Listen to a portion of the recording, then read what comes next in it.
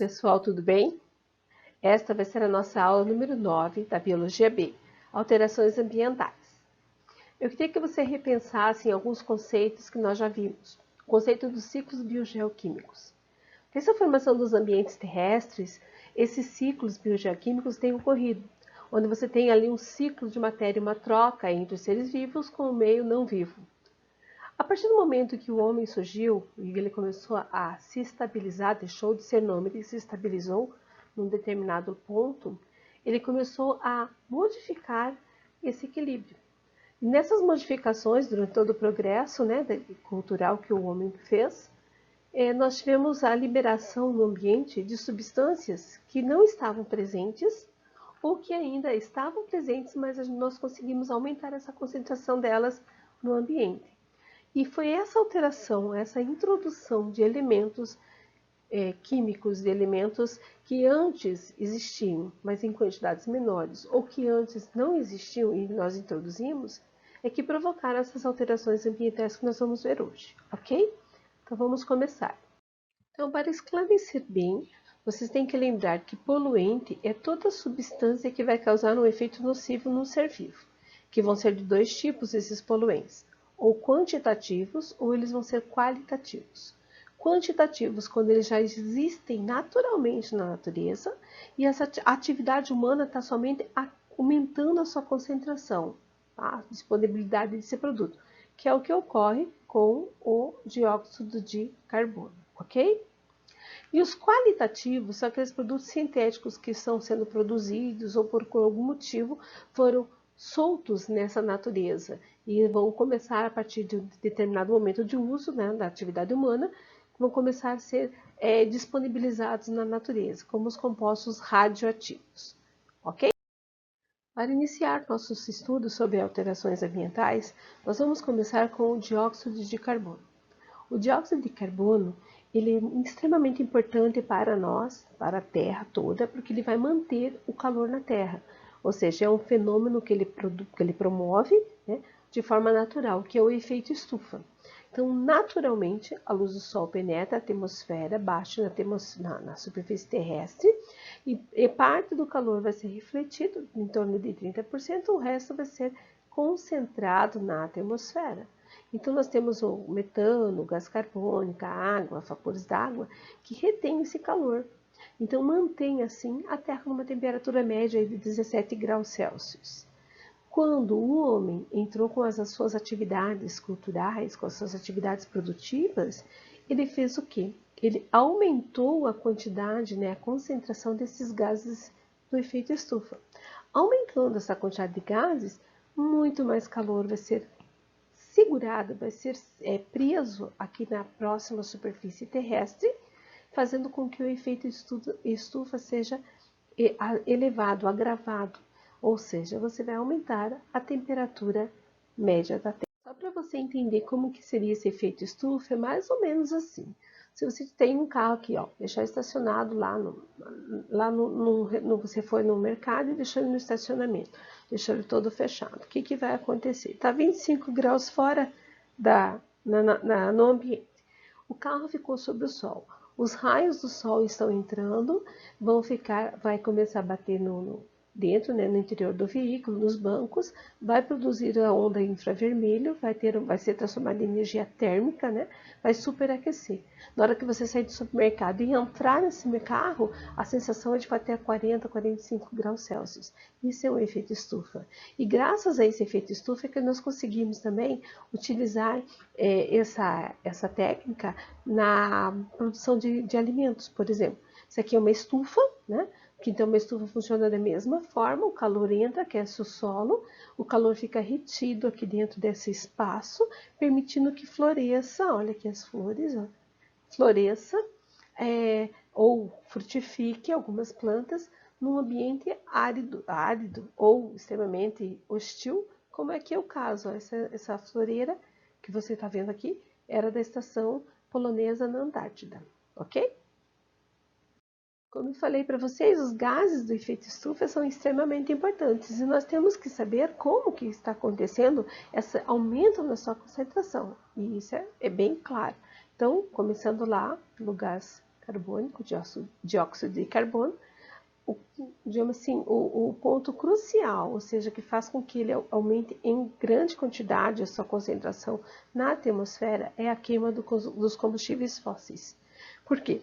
Porque você tem lá no ciclo biogeoquímico um balanço, todo aquele carbono que entra e sai no ciclo, né? Dentro da respiração pela fotossíntese o tempo todo. Mas, a partir do momento que você retira lá do subsolo o petróleo, traz ele para a superfície, você utiliza, você está usando um carbono que eram de seres vivos do passado, que estava reservado, guardado lá no fundinho do subsolo.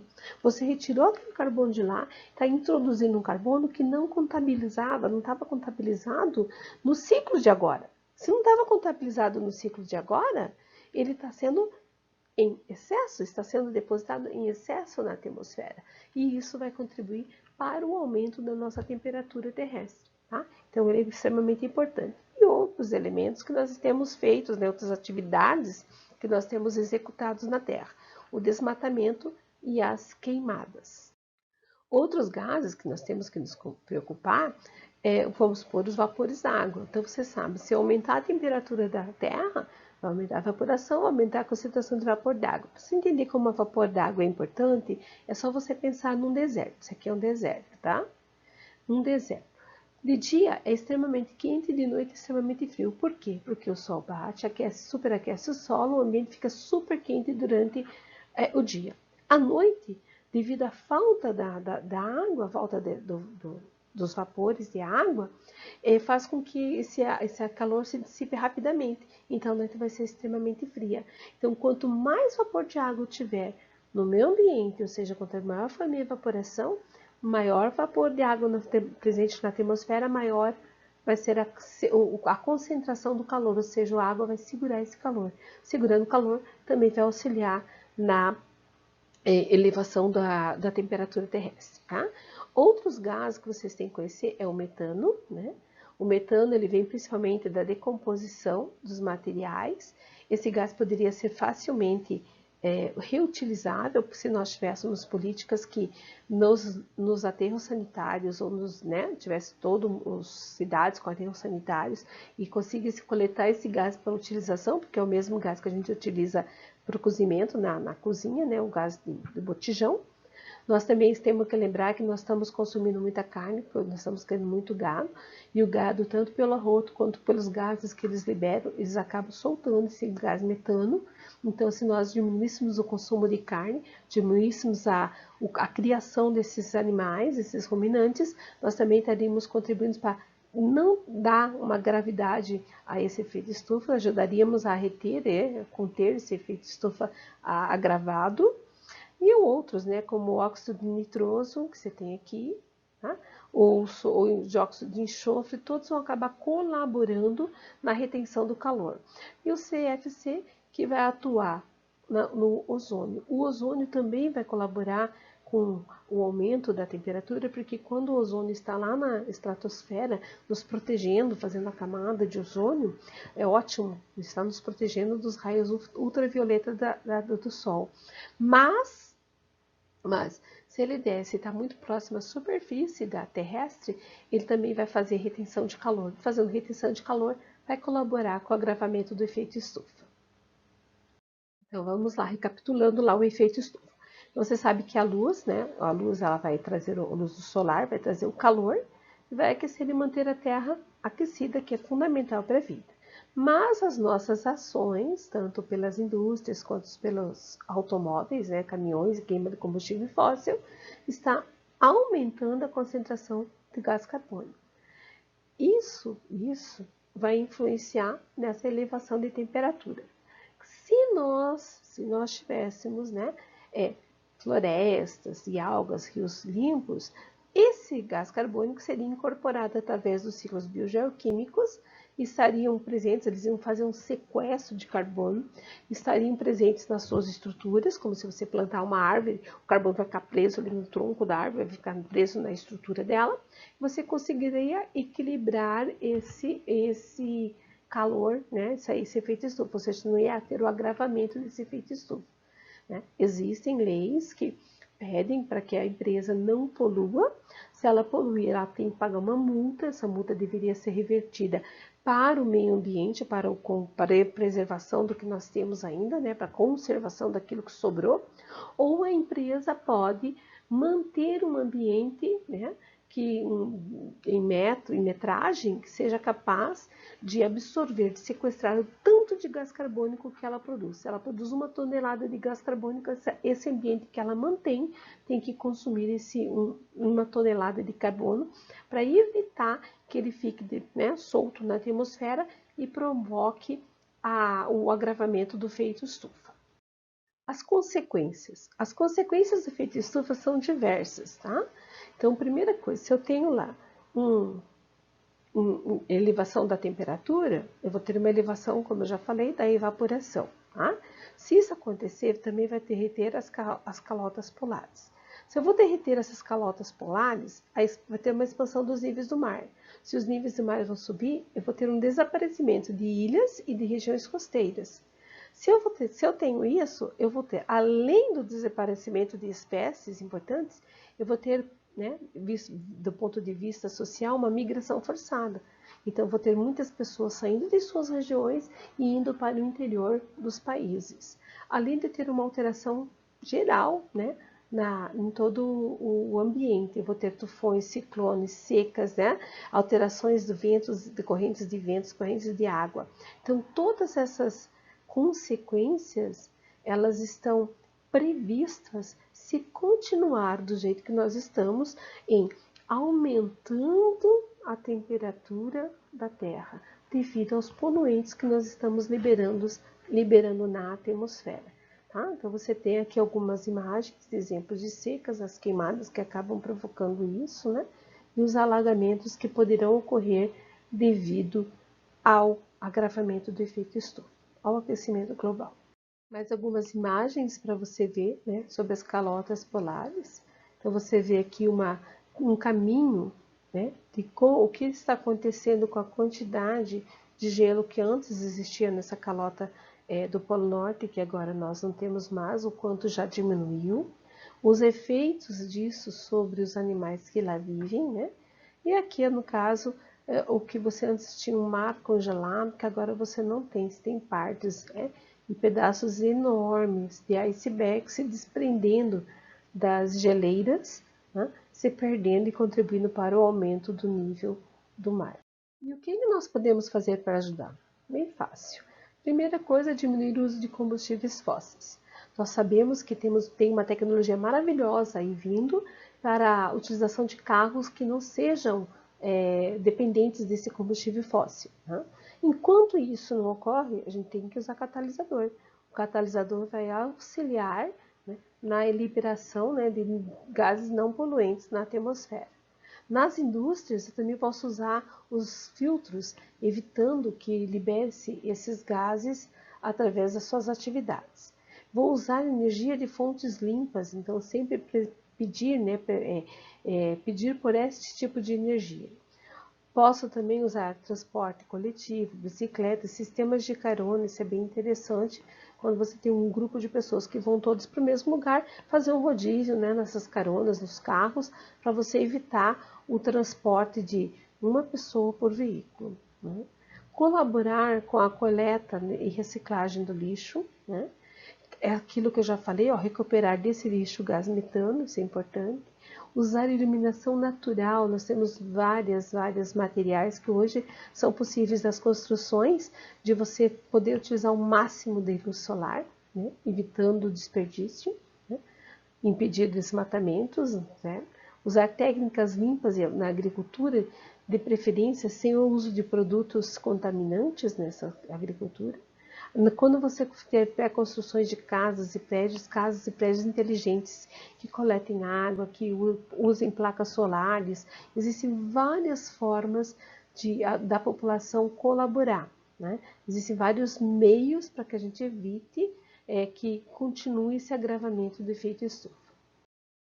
Outro tipo de poluente é o monóxido de carbono, tá? Que vem da queima incompleta da gasolina. Ele é extremamente perigoso para nós porque ele se liga de forma estável com a hemoglobina. Se ele se liga de forma estável com a hemoglobina, ele não permite o transporte de oxigênio pelo nosso organismo. E também, nas mitocôndrias, ele vai bloquear a ação do citocromo oxidase, ou seja, você não vai ter formação de ATP. Esse gás é extremamente perigoso, porque se você ficar em ambientes, né, fechados com a presença desse gás, ele não tem um cheiro, você não tem percepção, você vai ter sintomas como, né, dor de cabeça, que você tem aqui nessa imagem que mostra os riscos, dor de cabeça, pode ter enjoos, pode ter, né, tosse, leve tontura, desmaio, e você acabar indo a óbito, né? Nós temos países, como aqui no caso, essa é uma imagem lá da China, que o ambiente está muito poluído, né? Pela ação das indústrias e dos carros, não só pelo monóxido, mas por outros. E uma forma deles se protegerem seria o uso dessas máscaras. Hoje nós estamos nesse período de quarentena e esse isolamento fez com que muitas atividades humanas tenham diminuído. E, assim, espantosamente, os cientistas continuaram, né, pesquisando e viram a diferença, como você vê aqui essa imagem, que mostra o isolamento, né, da cidade de São Paulo, fez com que diminuísse a poluição. Você consegue observar melhor o ambiente em que você vive, né? Isso é bem importante. Então, o monóxido de carbono é um poluente, né, altamente perigoso, porque ele pode levar ao óbito. Outros poluentes que nós estamos lançando na atmosfera são os óxidos de enxofre e de nitrogênio. Eles são liberados, né, são emitidos na atmosfera através da ação das indústrias e das fábricas, né? Esses produtos na atmosfera vão acabar reagindo com água e produzindo ácidos. Aí geram o que a gente chama de chuva ácida. Uma chuva ácida tem um pH igual ou menor que 5,5. Quando a chuva cai, essa chuva ácida cai, ela vai queimar partes importantes da planta, assim como acidificar o solo e acidificar a água, levando aí várias espécies à extinção. Quando eu falei ali para vocês, a chuva ácida, ela cai, ela vai acidificando o solo, ela vai queimando as folhas. Imagina uma planta, queima as folhas fazem fotossíntese. Sem fotossíntese não tem mais produção de matéria orgânica para ela, não tem mais alimentação, ela vai ser levada à morte. Então ela vai acabar morrendo, isso vai prejudicar toda a produção da cadeia alimentar, né? Não só das cadeias que a gente observa na natureza, mas da nossa própria cadeia alimentar, do nosso próprio cultivo de plantas. Isso é muito estressante para o ser humano. Da mesma forma que se acidificar um rio, um mar, um lago, você vai ter uma perda muito grande de espaços onde você antes coletava o seu alimento. Então a chuva ácida não é benéfica, também não é só benéfica, não só para a natureza, mas para toda a parte cultural. Então você vê aqui as esculturas em pedra de sabão, né, em Minas Gerais, que através de uma chuva ácida você perde parte da cultura, você perdeu parte da informação. E essa próxima aqui é a foto de uma floresta depois de uma chuva ácida. Queima parte esses galhos, essas flores, e a floresta toda acaba vindo a ser extinta. A partir do uso e experimentos, o homem acabou introduzindo a radioatividade, deixando elementos radioativos na natureza. E esses elementos começaram a entrar dentro da cadeia alimentar. Um exemplo deles é o estrôncio 90. Então, o estrôncio 90, quando é liberado na atmosfera, na natureza, ele acaba sendo incorporado pela cadeia alimentar, vai passando de elo por elo e acaba chegando a nós. Quando chega a nós, ele vai tomar o lugar do cálcio nos nossos ossos, né? Então, o que ele vai acontecer? O cálcio, que fica tendo aquela movimentação, sai do sangue, vai fazer uma contração muscular, você se alimenta, absorveu o cálcio, é reposto esse cálcio no osso, ele entra no lugar desse cálcio e fica lá no osso, emitindo radiações. E essas radiações podem provocar mutações, por exemplo, no tecido hematopoético e causar a leucemia. Existem vários elementos que você vai ver na sua apostila, tem 6, 7 exemplos para você de elementos. Eu trouxe aqui um para você ver, que é o iodo 131, que se ele for absorvido, né, ele tem com meia-vida de 8 dias, ele vai gerar em você tumores, né, principalmente em crianças na tireoide. vai dar uma baixa contagem de hemácia, vai inflamar pulmões, vai chegar a virar fibrose, o estômago e o intestino vão ter sangramento e a medula óssea vai ter uma redução em 48 horas, né, dos glóbulos brancos. Então, o efeito da radioatividade sobre o organismo humano é um preço muito alto a se pagar pelo uso dessa substância. Então, deveríamos repensar, né, e utilizar com sabedoria. Quando nós começamos a aula, a gente falou do efeito estufa, que é um fenômeno natural, que ocorre naturalmente para manter a temperatura ambiente da Terra. E agora a gente finaliza também com um fenômeno natural, que é a inversão térmica. O que acontece na inversão térmica? Quando tem aqui, ó, naturalmente, né, uma situação normal, você tem aqui as indústrias liberando seus poluentes, mas o ar quente, né, o ar frio, desce, aquece no solo, sobe e leva todo mundo embora. Ou seja, leva os poluentes, dispersa para a atmosfera. Agora, naturalmente no inverno, o que acontece? Uma camada de ar quente se intercala, ou seja, prende uma camada de ar frio próxima ao solo. Aí, esses vapores que você está vendo aqui, esses poluentes, eles não conseguem subir, não conseguem ser dispersos, se dispersar. Então, eles ficam todos presos, próximos, né, à superfície da Terra. E o que isso resulta daí? Acontece que reduz a qualidade do ar. Se reduz a qualidade do ar, principalmente crianças e idosos vão ter dificuldade respiratória, porque os gases poluentes, em vez de ser, né, as partículas poluentes, né, em vez de ser dispersos, estão todos presos ali. Então você vai ter ardência nos olhos, secura na garganta, secura no nariz, irritação de pele, né? O que nós temos que fazer? Achar soluções para evitar. É um fenômeno que vai acontecer naturalmente. Como é que nós vamos evitar um fenômeno? Não vamos evitar um fenômeno, mas evitar que tenha uma situação que, né, que gere essas dificuldades. Então, se tiver uma política ambiental boa, então você vai ter, nas chaminés, você vai ter os filtros, você vai evitar que tenha uma redução tão drástica na qualidade do ar quando acontecer uma inversão térmica, né? Então, uma fiscalização vai auxiliar bastante nesse quesito, né? Se eu chegar e mostrar para o agricultor que existem várias formas de você fazer a limpeza do terreno sem ser a queimada, isso vai auxiliar, né? E principalmente também substituir os combustíveis fósseis, que é o que a gente está fazendo agora. Então, essa aqui é uma foto mostrando aqui, ó, os poluentes presos na cidade por causa de uma inversão térmica. Eu não vou conseguir parar a inversão térmica, mas eu posso melhorar, quando ela acontecer, melhorar em muito a qualidade do ar, se eu tiver essas políticas ambientais de controle da emissão desses gases. Queridos alunos, então nós chegamos no final da primeira aula de alterações ambientais. Então agora eu conto com vocês, quero que vocês façam as atividades, se tiver dúvidas, mandem as perguntinhas, ok? Abraço, bons estudos!